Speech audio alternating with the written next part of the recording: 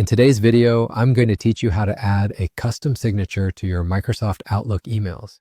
This is a simple yet effective way to personalize your messages and ensure that your emails appear professional and consistent. Having a signature not only saves you time, but also leaves a lasting impression on your recipients. So let's dive right into it. To start off, open your Microsoft Outlook application. It's usually available on your desktop or in the Start menu. Once you've opened Outlook, you should be looking at the main email interface. Here you'll find various tabs at the top of the window.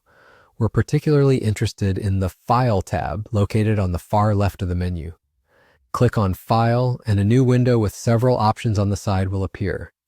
Among these options, look for and click on Options. This will open a dialog box with several categories on the left-hand side. Once the Options dialog box is open, you'll want to click on Mail. It's usually the second option in the list. Clicking Mail brings up a host of mail settings on the right-hand side. Here, look for an option labeled Signatures and click it. A new window will pop up dedicated entirely to managing your signatures. In this window, you can create a new signature or edit an existing one by simply clicking on New and giving it a name. If you'd like to make a change to an existing signature, simply select it from the list.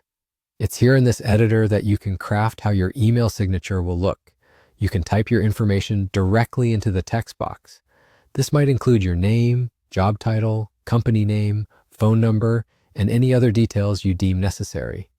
Don't forget to include a friendly closing line if you like. Outlook allows you to change the fonts, colors, and even the size of your text.